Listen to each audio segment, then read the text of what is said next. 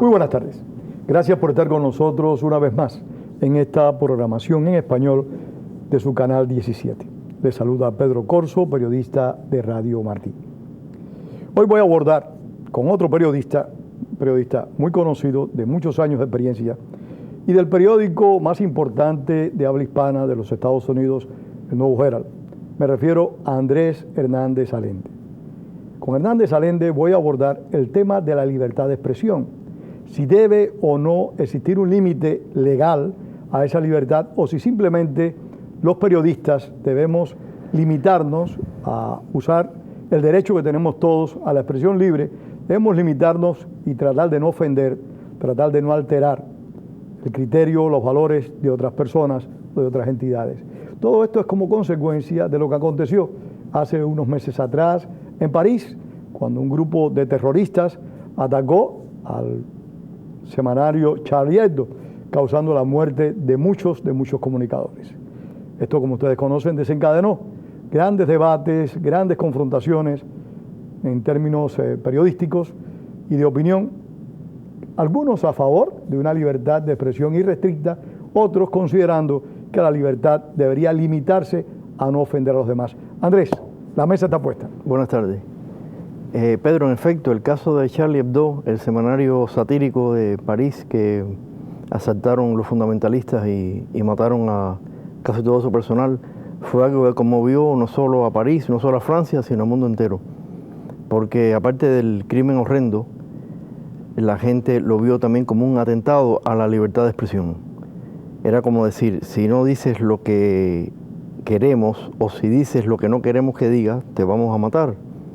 Entonces, por eso la gente se saltó a la calle. La respuesta fue inmediata. Hubo manifestaciones enormes en el mundo entero. Incluso hasta comunidades musulmanas en otros países también protestaron por eso, porque lo vieron también como un atentado a la libertad de expresión y sobre todo a la dignidad humana y a la persona humana, que debe ser sagrada. Pero Andrés, esto generó después, sí, al paso de los días, una reacción, no digamos de apoyo a la acción terrorista, todo lo contrario, condenando, criticando las acciones terroristas, pero a la vez poniendo en interrogantes de hasta qué punto puede llegar un medio en el ejercicio de sus derechos, en el ejercicio de la libertad, de que pueda ofender, digamos, a una religión, que pueda ofender a una persona. Si los periodistas y los comunicadores en general, si un ciudadano común y corriente debe limitar su derecho a expresarse, a no ofender a los demás. ¿Qué tú opinas de eso? Bueno, la libertad de expresión en realidad no es ilimitada. Tiene sus frenos y tiene sus límites según las legislaciones de cada país. En el caso, por ejemplo, de la libertad de expresión tocante al tema de la religión, te puedo recordar que en países como, por ejemplo, en España, la blasfemia fue un delito hasta no hace mucho, hasta el siglo XX. Y está también la blasfemia cuando hablabas mal de la iglesia. De la iglesia y de Dios, sí, era un delito. Creo que se abolió en 1988 o algo así.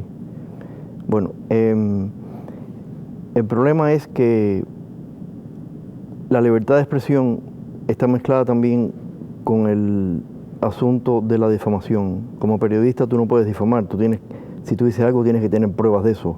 Si tú acusas a alguien de algo tienes que tener pruebas, no puedes acusarlo libremente. Por ejemplo, yo no puedo decir que este señor o aquel señor es un espía si yo no tengo pruebas de eso. Por supuesto.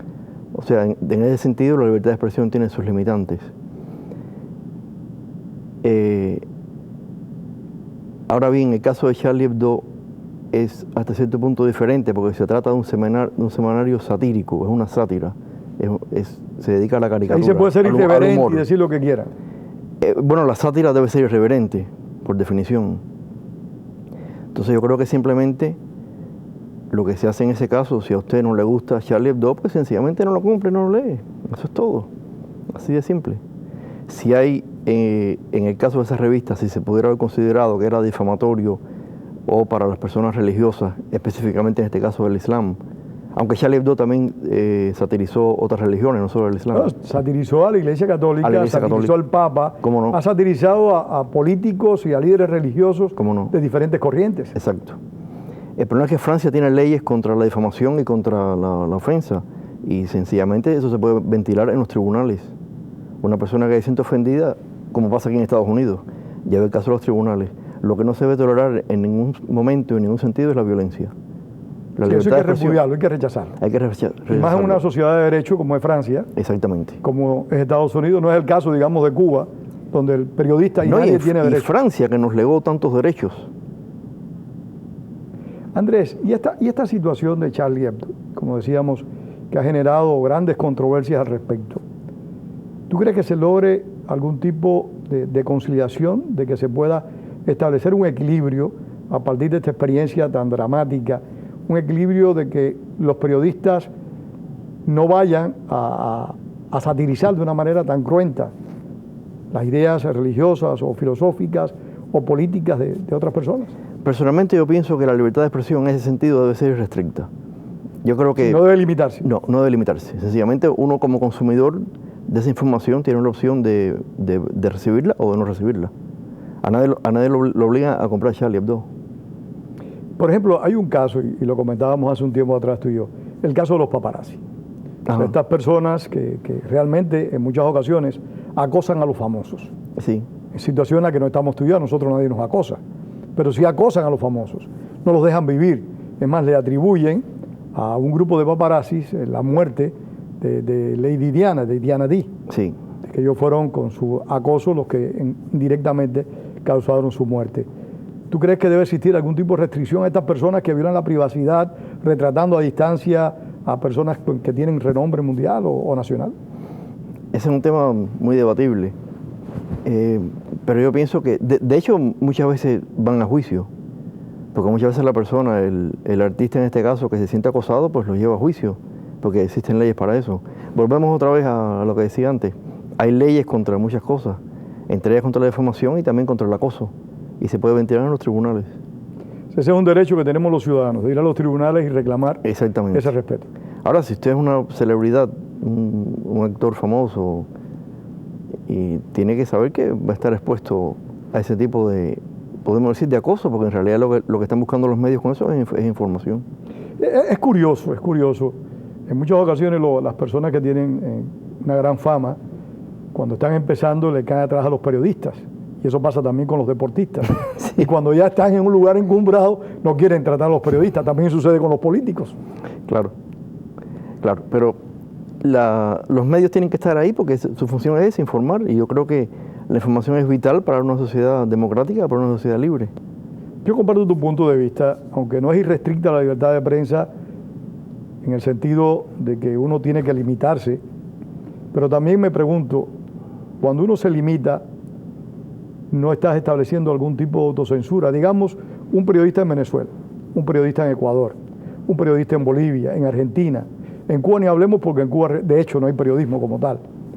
Está todo controlado por el Estado. Pero en estos países donde hay ciertos medios independientes, el periodista que no quiere molestar al gobierno, que no se quiere ser acosado por las autoridades, que deja de decir lo que debe decir. Sí, en ese caso ni siquiera llega a la censura, sino que cae en la autocensura directamente.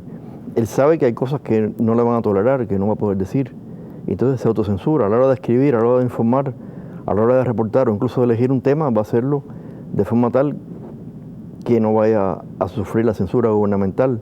Y en ese caso se autocensura. Pero bueno, eso se trata de países donde no existe la libertad de información y de expresión que disfrutamos aquí, por ejemplo. No, aquí hay sin duda alguna países como este y como la propia Francia para ejercer el periodismo hay muy pocos. Eso es una realidad. Aquí uno tiene derecho hasta a acceder a documentos reservados del gobierno en base al acta de libre información. O sea, aquí hay una serie de oportunidades que no se tienen en muchos otros lugares del mundo. Andrés Hernández Allende, esta semana, el Reporteros Sin Fronteras, hablando de la libertad de expresión, de los derechos a informar y de la obligación a informar también. Reporteros Sin Fronteras publicó su reporte anual sobre el estado de la libertad de expresión en el mundo. Señaló a Venezuela y Ecuador como los dos países donde además había retrocedido la libertad de expresión. ¿Cómo tú ves eso? Sí, no leí el informe, pero sí sé que hay problemas graves de libertad de expresión en esos países. Bueno, en esos países hay muchos más, porque lamentablemente la libertad de expresión no está tan extendida como uno quisiera en todo el mundo. Pero sí hay problemas graves de censura y de falta de libertad de información, y yo creo que esos gobiernos están operando de una forma incorrecta en ese sentido, que deben abrir las puertas para que haya una libre información. No, lo que está aconteciendo particularmente en Venezuela y en Ecuador es totalmente diferente a lo que ocurrió en Cuba, pero con el mismo objetivo. O sea, no establecen una censura férrea, pero adquieren los medios de prensa o establecen leyes que condenan, sancionan la acción periodística independiente. Claro, lo que pasa es que en Cuba fue diferente porque el proceso de la Revolución Cubana fue distinto, en el sentido de que fue un cambio total de régimen y de sistema, y el Estado se apropió de todo, incluidos los medios de información. O sea, ejerció desde el principio el control total de los medios. Y con ello la censura, naturalmente. Y el caso de Ecuador, de Venezuela, ¿cómo tú lo aprecias? Y Bolivia, porque son estos países del ALBA, todos están tentados a controlar la información. Sí, lo que pasa es que los medios ahí, el gobierno todavía no se ha apoderado de los medios como tal, como pasó en Cuba. Entonces, siempre queda algún margen para reportar, pero cada vez tiene más problemas. Y en Ecuador y en Venezuela han tenido muchos problemas con eso, incluso algunos periodistas se han ido de esos países, como Emilio Palacio de Ecuador, por ejemplo. Emilio Palacio, un excelente periodista que tuvo un enfrentamiento directo con Rafael Correa, que sin duda alguna un déspota. Sí, pero bueno, es diferente a lo de Cuba, pero el gobierno persigue El final es el mismo objetivo. Sí, más o menos, sí. Otros países de América, Andrés, donde tú aprecias que la libertad de expresión está en peligro o donde los periodistas se autolimitan en esa obligación de informar. Yo veo que hay un problema grave en México, pero este es un caso completamente distinto porque en este caso se debe al narcotráfico. Ha habido muchos periodistas muertos en México, no tengo la cifra ahora aquí, pero ha habido muchos que han muerto por los carteles de la droga. Y eso también es muy grave, porque en este caso estamos presenciando cómo organizaciones criminales pueden ponerle una mordaza a la prensa. Yo creo que el gobierno mexicano debe ser mucho más enérgico en ese sentido. Históricamente se decía que quienes trataban de intimidar a la prensa, unas veces lo lograban, otros no, eran los gobiernos, pero tú has puesto un punto clave. En este momento hay organizaciones criminales en varios países, México en particular, pero también en varios países de Centroamérica, también, donde las organizaciones criminales logran establecer la censura. Sí, así es. Y eso es muy, pero muy grave, porque no solo estás afectando la libertad de información y estás afectando la cantidad y la calidad de información que recibe el público, sino que también ponen en peligro la vida, la integridad física y muchas veces la vida de los periodistas, de los informadores. Retomando el tema de Reporteros Sin Fronteras, decía que el país más peligroso para ejercer la profesión de periodista era Siria, pero el número elevado de comunicadores que murieron y que en términos generales la libertad de expresión en el 2014 había disminuido en relación al año precedente. ¿Cómo tú ves esa labor de corresponsal de guerra, estas personas que enfrentan realmente grandes riesgos, que se meten en el corazón de los combates, para ya sea y camarógrafos, periodistas, para informar sobre un acontecimiento de carácter militar, y que muchos mueren en esa misión y no tienen capacidad ni posibilidad de defenderse? Ante todo, cualquier grupo armado, cualquier grupo beligerante, país, gobierno o facción en guerra debe respetar la vida de cualquier corresponsal. Es una persona que está ahí informando, es simplemente una cámara fotográfica de la realidad. No tiene ninguna misión en esa guerra salvo la de informar objetivamente. Por lo tanto, su vida se debe respetar. Lamentablemente no ocurre así. Y hemos visto los casos de muchos periodistas que han muerto cubriendo guerras o conflictos en otros países. Bueno, el propio Estado Islámico ha decapitado a varios periodistas. Ha decapitado a varios periodistas.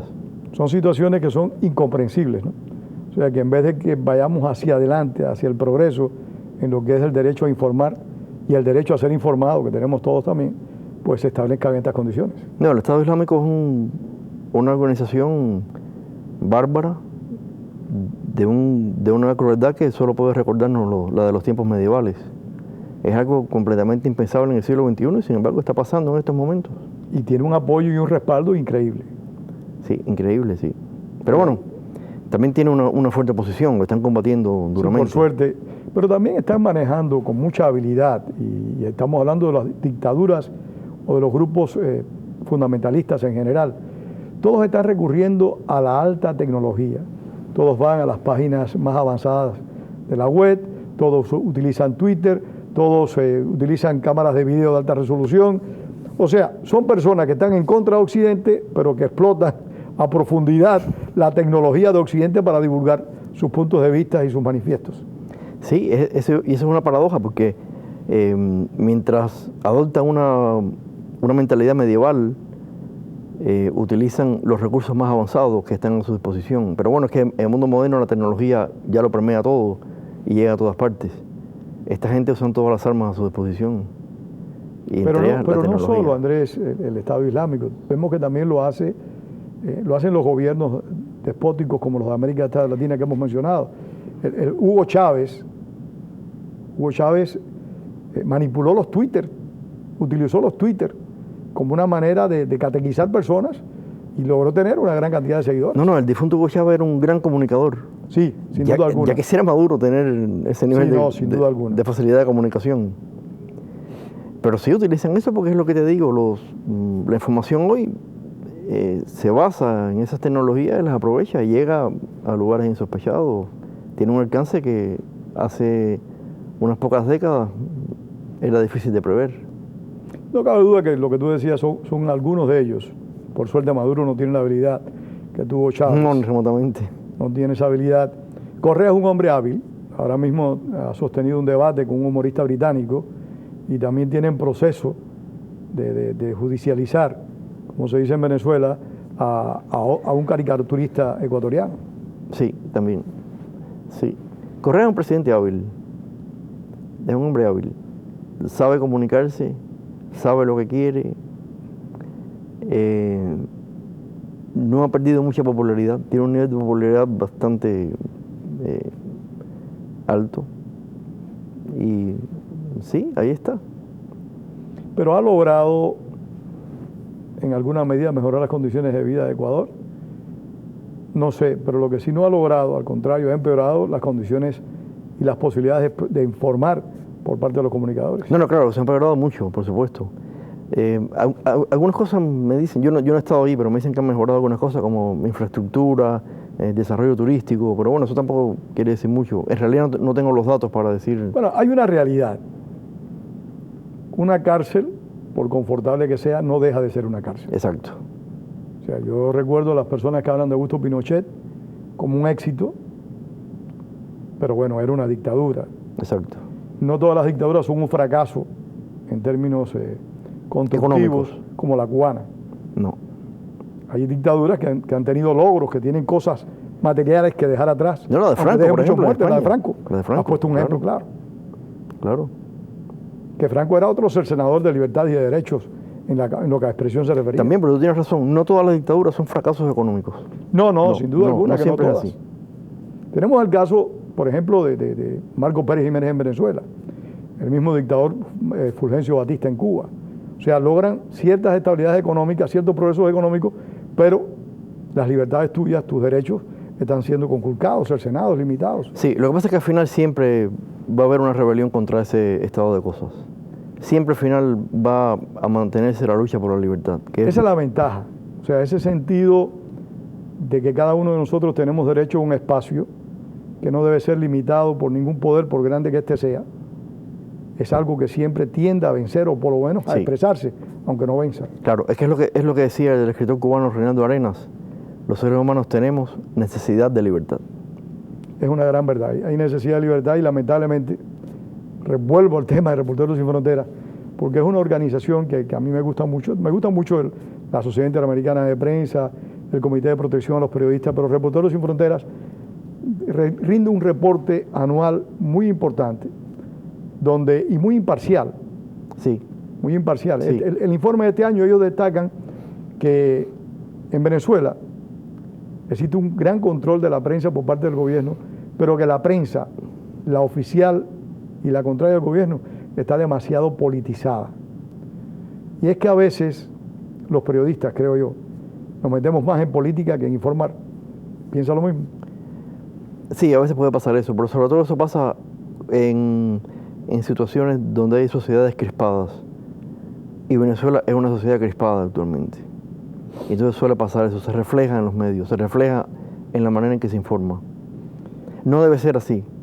Siempre la información debe mantener la objetividad, pero no siempre ocurre de esa manera. Pero eso de la objetividad, Andrés, y de la imparcialidad, también son es relativo. temas muy debatibles. Claro, yo sé. Porque vaya, aquí escuchamos a CNN con su objetividad e imparcialidad, y no siempre es imparcial ni objetivo desde el punto de vista de aquellos que tenemos otros puntos de vista. No, claro que no. Siempre Lo mismo ocurre con New York Times. Siempre va a haber una inclinación, pero de todas formas yo me refiero a por lo menos mantener un nivel de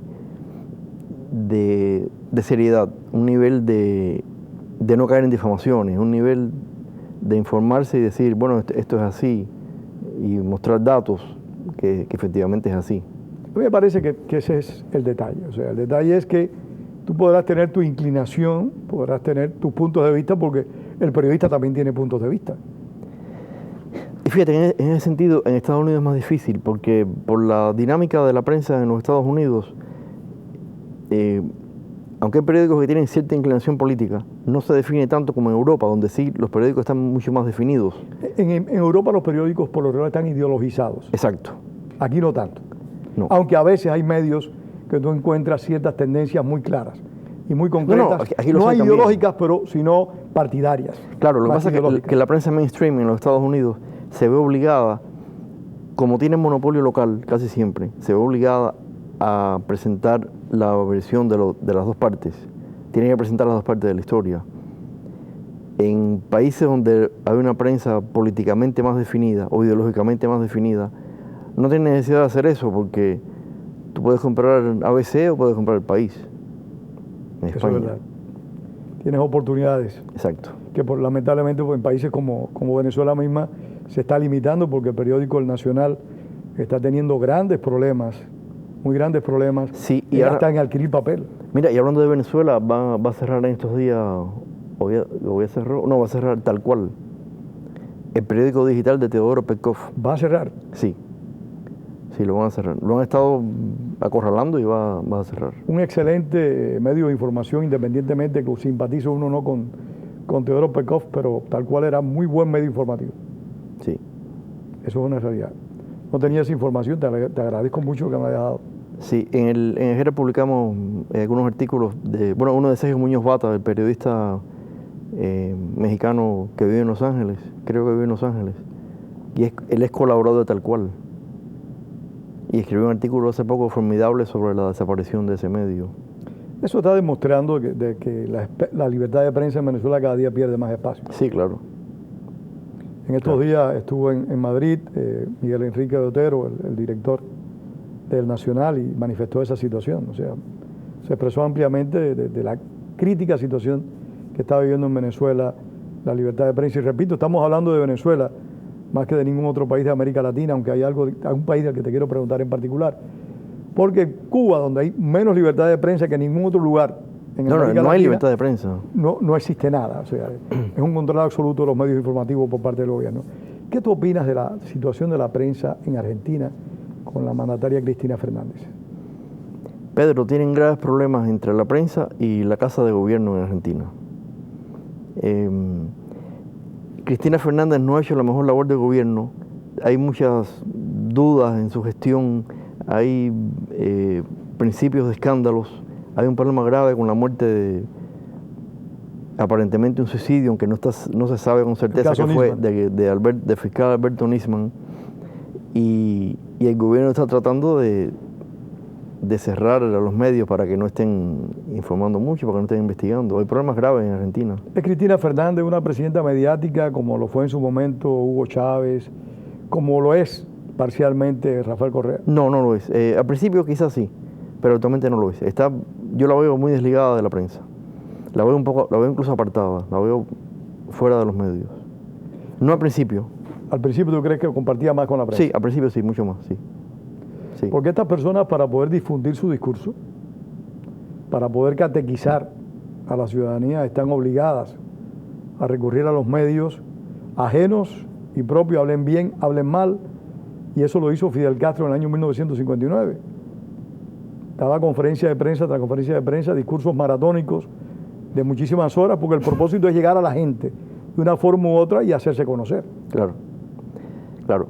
Pero lo que pasa es que estos gobernantes para eso necesitan que la prensa esté subordinada a sus intereses. Pero al principio en Cuba no fue así. Al principio no fue así. En Cuba se controlaron muchos medios de prensa paulatinamente. Ya en el 61 no había medios de prensa independientes, pero al principio, cuando había bastantes medios de prensa, la inmensa mayoría de los medios de prensa le abrieron las puertas de par en par a Fidel Castro y al discurso oficial. Sí. También en esa época acuerda que Fidel Castro se presentaba como un revolucionario que había derrocado a la dictadura de Fulgencio Batista, y mucha gente tenía la esperanza de que el régimen constitucional en Cuba volviera otra vez al gobierno. Incluso hay un ejemplar de Bohemia que yo conservaba en Cuba, donde la famosa frase de Fidel Castro, que esta revolución es tan verde como las palmas, donde negaba todo acercamiento al comunismo soviético. Muy cierto, recuerdo esa parte. Pero Andrés, aparte de la situación de la prensa en América Latina, aparte de lo que está aconteciendo hoy, ¿cómo tú ves el futuro? El futuro de la prensa. De la prensa. La prensa está en un momento de gran cambio. Y cuando hablamos de prensa, uno piensa, claro, en la prensa en papel. No, yo te estamos hablando de la los prensa medios, en general. Los medios televisión, la web, radio, la prensa escrita. Estamos en un momento de gran cambio. La prensa en papel, la gente que labura muy pocos años de existencia. Yo no creo que sea así. Yo pienso que va a durar todavía bastante tiempo más. Pero sí estamos viendo un auge de la información en medios digitales. En la televisión ya lo ha tenido, lo tiene. La televisión es el gran medio comunicador. La radio se mantiene también. Pero ahora la internet es la que ha cobrado mucha fuerza como medio informativo. Pero para terminar, y lamentablemente se nos acaba el tiempo, Andrés, te pregunto, ¿no se aprecia en lo que uno lee o en lo que uno ve en este momento mucha superficialidad, mucho interés en reducir el peso de la noticia y darle simple y llanamente a las personas un matiz de lo que aconteció? Eso depende del medio, pero en general sí, en general hay mucha superficialidad. El attention span, el espacio de atención de las personas se ha reducido mucho debido al internet, porque vamos a buscar algo directo. Hay que ser muy sintético. Exacto. Hay menos tiempo, hay muchas cosas que conspiran contra la lectura reposada que tenía antes la prensa y que es la base de la prensa. Incluida la lectura de los libros. Andrés, se nos acabó el tiempo. Muchísimas gracias a ustedes por haber estado con nosotros esta tarde. También a mi amigo Andrés Hernández Allende, del periódico El Nuevo Herald. Y recuerden, como decía el apóstol José Martí, la palabra es para decir la verdad, no para encubrirla. Tengan todos muy buenas tardes.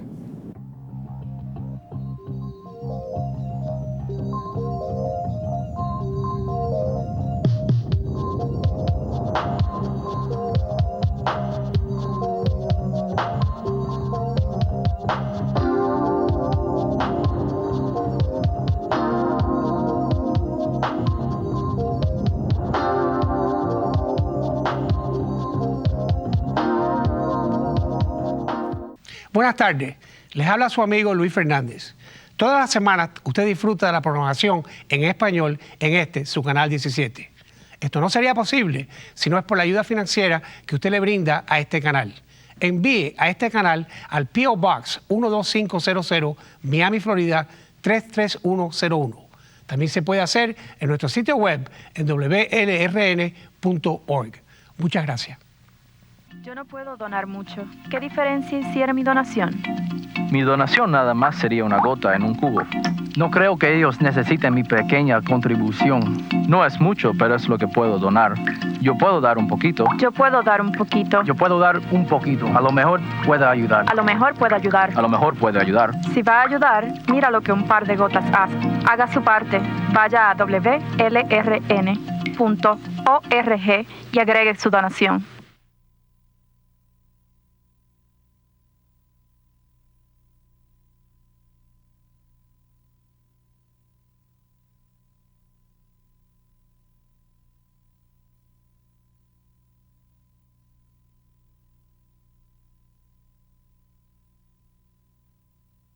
We know household income has an influence. We know that single-family homes have an influence. So this is a body of work that absolutely deserves the state's attention.